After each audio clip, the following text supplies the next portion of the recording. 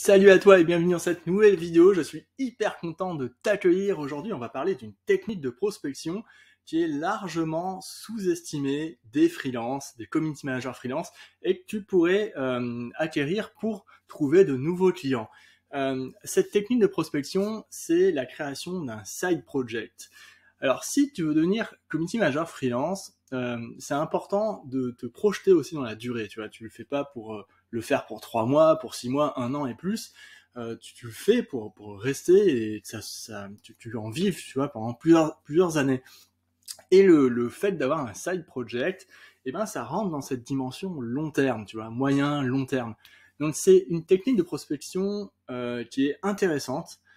Alors, j'ai dit prospection, mais c'est pas, ça peut être du contenu aussi, de l'inbound, tu vois. Bon, on va voir ça tout de suite après, mais en tout cas, c'est une technique qui est intéressante pour trouver des clients à forte valeur ajoutée pour toi sur un moyen ou long terme, tu vois.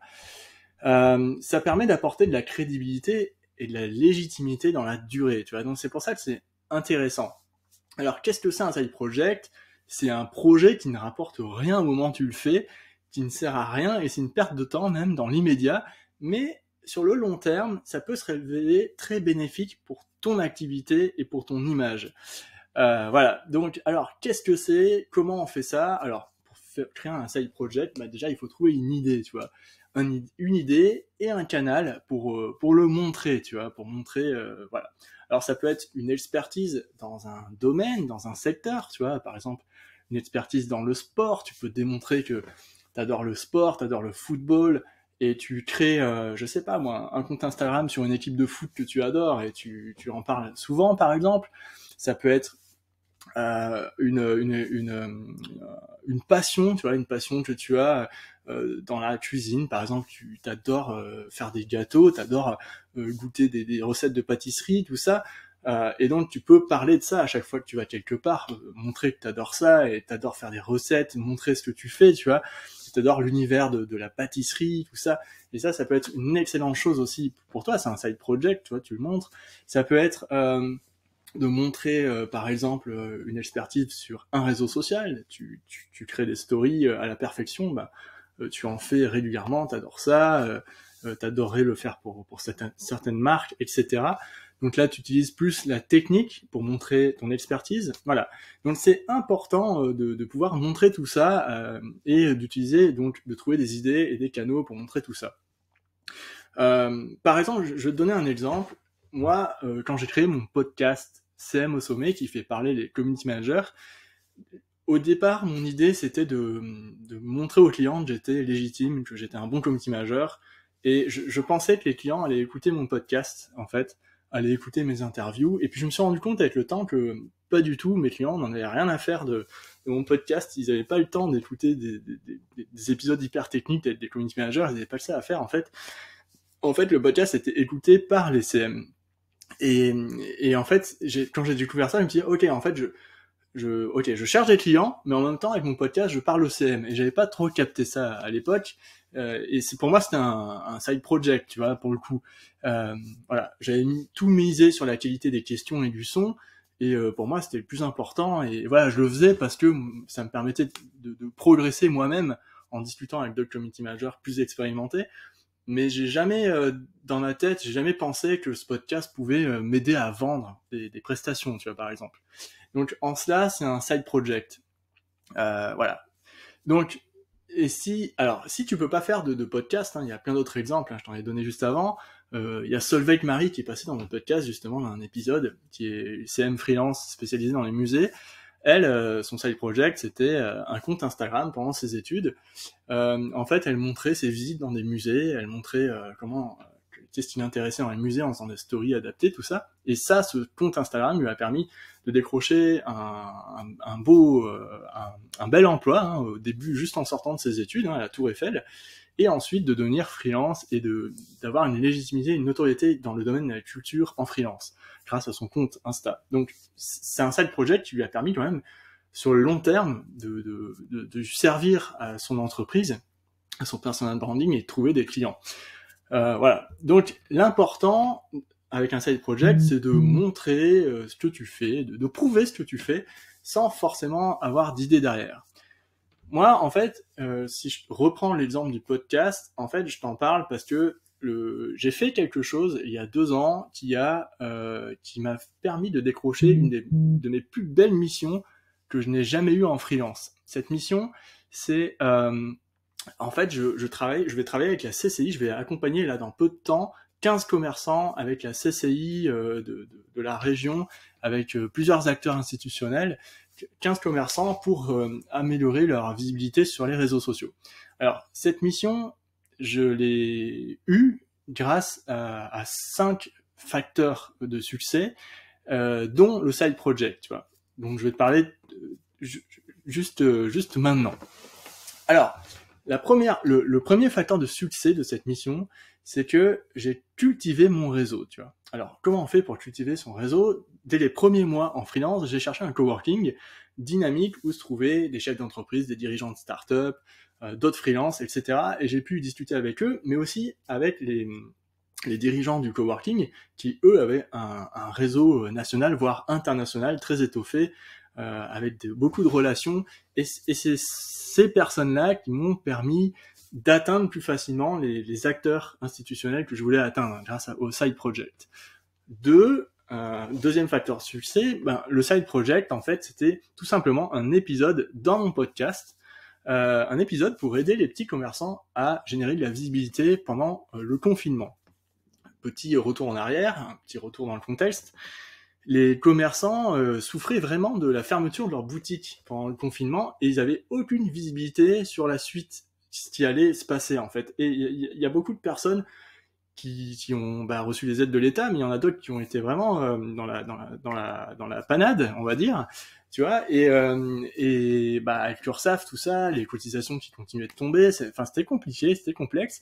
Et moi, dans mon podcast, je me suis dit, je vais faire une parenthèse, je vais faire un épisode pour aider les petits commerçants à générer de la visibilité sur les réseaux sociaux. Pour ça, je vais réunir un collectif de social media managers qui sont déjà intervenus dans le podcast et on va tous ensemble donner nos meilleurs conseils dans 2 épisodes. C'est ce que j'ai fait, donc c'était vraiment un épisode à part. Ça n'a pas généré beaucoup d'écoute parce que en fait c'était pas la même audience, tu vois. Là, on parlait d'une audience de commerçants, alors que mon audience du podcast, comme je l'ai dit tout à l'heure, ce sont plutôt des community managers en fait. Donc c'était très intéressant de le faire, mais ça m'a pas servi à grand chose et finalement j'ai dépensé pas mal d'énergie, tu vois, pour récolter tous les enregistrements des social media managers, les envoyer à mon monteur de podcast, décider de l'ordre des personnes, créer les présentations et les outros, comment terminer le podcast, tout ça, ça m'a donné beaucoup de boulot à l'époque et les retombées étaient vraiment faibles, quoi, tu vois. Donc, ce que j'ai fait, c'est que grâce à mon réseau, comme je l'ai dit juste avant, grâce à ces personnes qui m'ont mis en relation, j'ai dit, ok, est-ce que tu peux me mettre en relation avec le manager de commerce de la ville pour lui envoyer les épisodes du podcast pour voir si ça l'intéresse, s'il peut le diffuser à son réseau de commerçants, etc. J'ai tenté en fait, et c'est comme ça que j'ai été mis en relation avec le manager de commerce de la ville qui était très très dynamique et qui est toujours là et avec qui je suis toujours en contact. Mais en tout cas, c'est comme ça que mon side project en fait a pris un sens, tu vois, une autre dimension. Un side project, c'est quoi aussi? C'est savoir donner gratuitement quand il le faut, tu vois. Parfois, ça peut valoir le coup de donner gratuitement. Je m'explique tout de suite. Quand j'ai été mis en contact avec le manager de commerce de la ville, lui, il avait besoin de savoir si j'étais la bonne personne pour former des commerçants, des professionnels déjà, tu vois.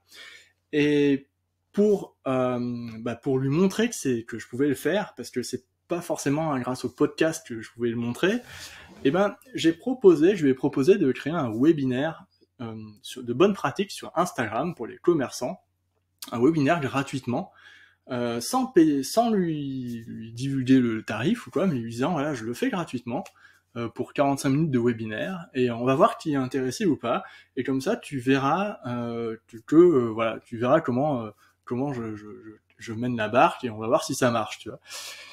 Voilà, si j'avais facturé le projet, il m'aurait rapporté plusieurs milliers d'euros, tu vois. Mais là, j'ai choisi de le faire gratuitement pour montrer au manager du commerce de la ville déjà que je pouvais gérer ça et pour montrer aussi aux petits commerçants que que voilà, j'étais disponible. Voilà. Donc en fait, ce webinaire-là, ça m'a permis de me propulser sur le devant de la scène, sur l'accompagnement des commerçants, où là j'ai vraiment légitimé mon positionnement.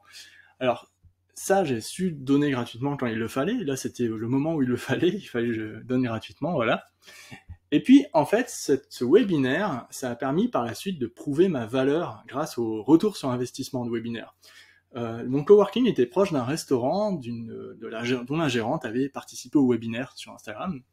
Et j'ai pu suivre son évolution sur Instagram. Elle faisait ensuite des reels, des stories, conformément à ce que j'avais expliqué en webinaire. Et en fait, j'ai pu suivre son évolution et j'ai pu voir avec elle, discuter régulièrement, que ça fonctionnait. Tu vois, qu'il y avait de plus en plus de vues, qu'il y avait de plus en plus d'abonnés. Et c'est là que j'ai vu que ce que j'avais expliqué pendant le webinaire fonctionnait parfaitement à cette personne et qu'il y avait des répercussions positives. Et ça, je l'ai montré ensuite au manager de commerce de la ville. Et ça a légitimé encore plus mon positionnement dans le projet. Voilà. Et en fait, ce qui s'est passé, c'est qu'il y a eu 2 agences à mes côtés. Moi, je suis le seul freelance, tu vois, je suis community manager freelance, je suis pas une agence. Et en fait, j'ai été mis sur la scène avec 2 agences, donc deux agences quand même où il y a plusieurs salariés à l'intérieur, tu vois. Et moi, mon expertise, c'est les réseaux sociaux. Et en tant que freelance, voilà, je suis aux côtés de ces agences-là. Donc, c'est super parce que je me dis, je suis passé devant plein d'agences dans la région et grâce à ce side project et à ce webinaire, tu vois. Donc ça, c'est important de prouver la valeur de ce que tu apportes, même si c'est gratuit, tu vois. Et enfin, le 5e facteur de succès, c'est la patience, tu vois. Pour moi, j'ai été patient entre novembre 2020 et août et juillet 2022. Tu vois, il y a 2 ans qui a passé, plus de 2 ans qui a passé. Donc la patience est importante dans ce genre de projet, tu vois, il faut pas tout arrêter pour dire ok, je vais travailler sur ce projet, ça va arriver et ça arrive jamais. Il faut prendre d'autres clients, il faut travailler sur d'autres projets, tout ça, et quand ça se fait, le jour où ça se fait, bah là, se rendre disponible entièrement pour ça, quoi. Les décisions politiques peuvent prendre parfois plusieurs années, tu vois, sur le budget, etc. Donc il faut savoir être patient. Voilà, donc j'espère que ma vidéo sur comment créer un side project pour acquérir des clients à long terme a pu t'inspirer et va peut-être t'inspirer pour créer ton propre side project. En tout cas, n'hésite pas à aller voir ma formation gratuite en 4 étapes pour devenir community manager et en vivre pleinement. Le lien est en description sous la vidéo. D'ici là, à la prochaine. Salut!